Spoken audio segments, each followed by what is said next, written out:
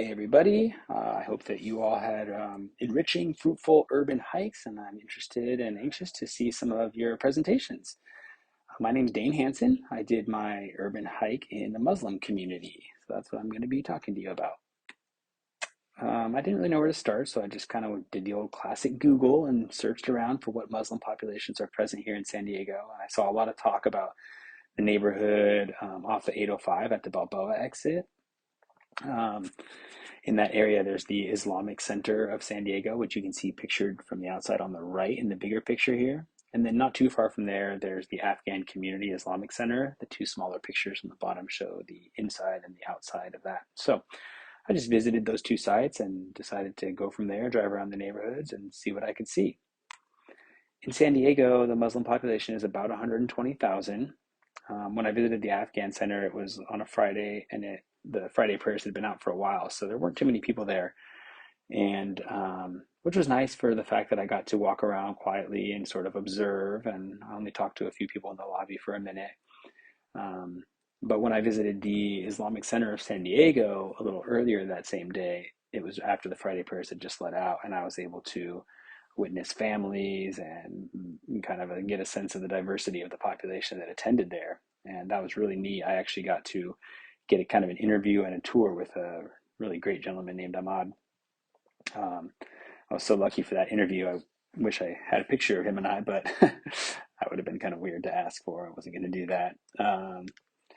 Anyway, yeah, as I was able to visualize and as Ahmad reported to me, there's a lot of diversity in the population there. People from Muslims from Asia, Middle East, Africa are present. The Horn of Africa, Somalia, the large Muslim population. And then in South Asia, you have places like India, Pakistan. In the Middle East, Turkey, Iraq, Kuwait. So the presence of a lot of Muslims from different parts of the world here in San Diego, and I thought that diversity was really neat. It seemed very tight knit, community focused, and yeah, I saw a lot of families there. Ahmad told me about family meals that they do, big community kind of meals there at the Islamic Center, which is a mosque and a community center. So, very neat location for me. As far as health traditions of Muslims, there's no specific codes for the treatment of physical illness to be found in the Quran, which of course is their holy book. Rather, it's kind of filled with spiritual guidance about how to live.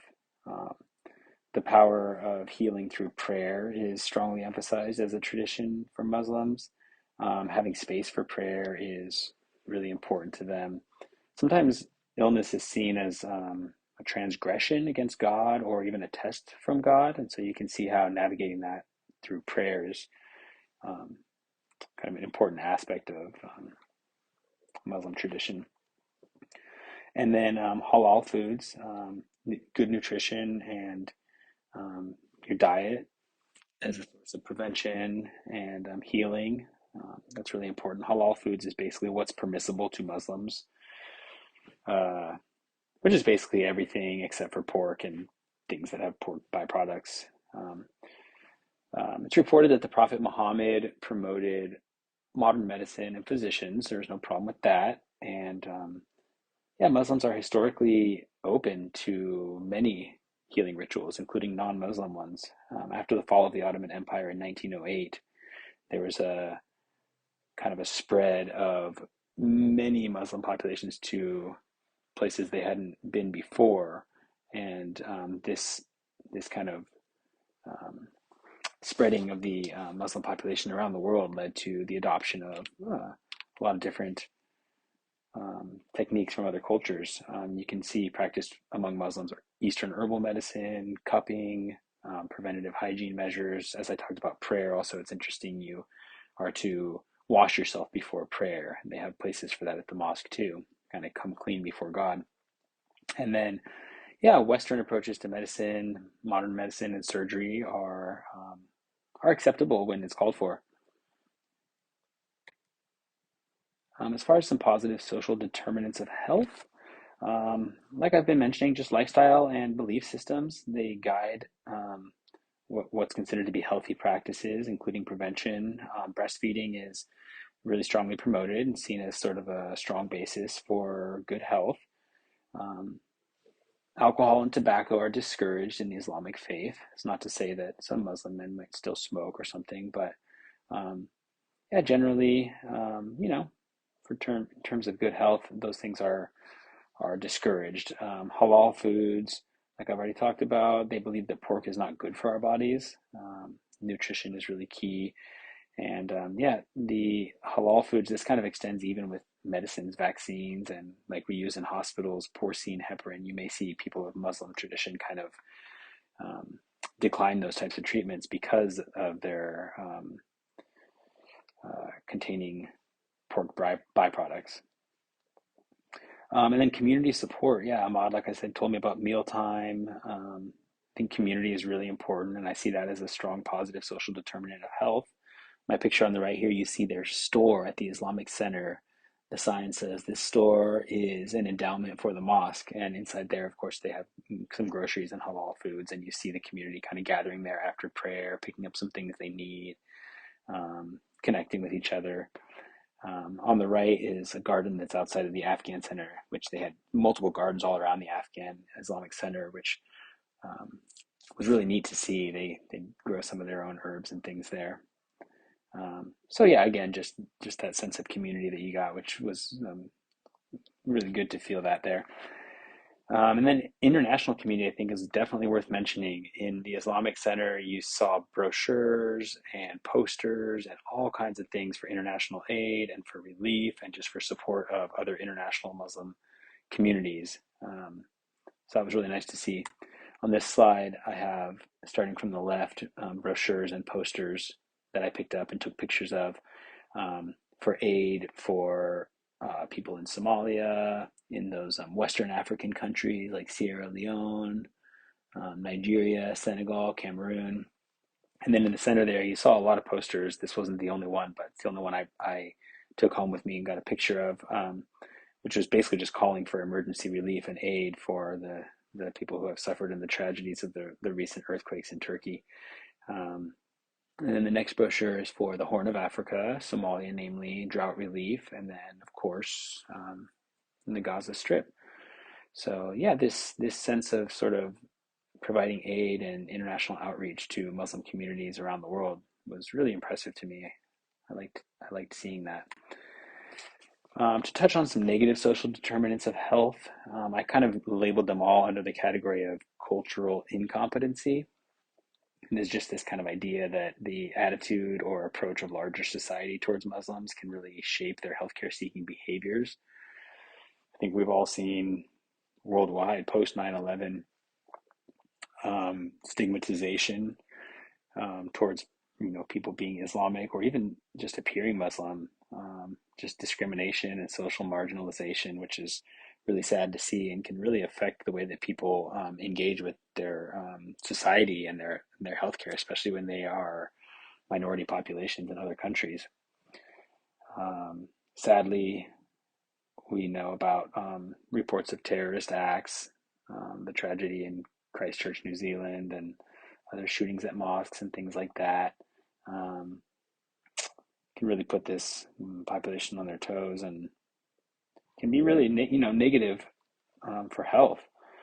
Um, the reports of abuse, as were self-reported, took a really heavy toll after 9/11 on mental and physical health of Muslims and their happiness. One study showed that the year after 9/11 that a lot of women, Muslim women, actually had preterm babies a lot higher than the year before. Um, when I first got to the Islamic Center, there was security outside that greeted me and actually took me in to meet Ahmad, the one who gave me the interview and the tour and stuff. So you could sense this kind of awareness of the potential for violence and I don't want to call it fear, but an awareness. As far as the engaging with the healthcare system, some reports have showed that Muslim people have reported that they feel that they've been looked at by healthcare workers as being a quote unquote problem. Um, Many that were surveyed think that just understanding Islamic culture more would help improve provider-patient relations. I mentioned gender-based assumptions on this slide. That is to touch upon gender sensitivity. Muslim women report that healthcare workers even including nurses, are sometimes totally unaware of the sort of modesty issues for females, Islamic females. Um, so I think that's something that the healthcare system needs to be aware of in treating this patient population, is sort of respecting that need for modesty.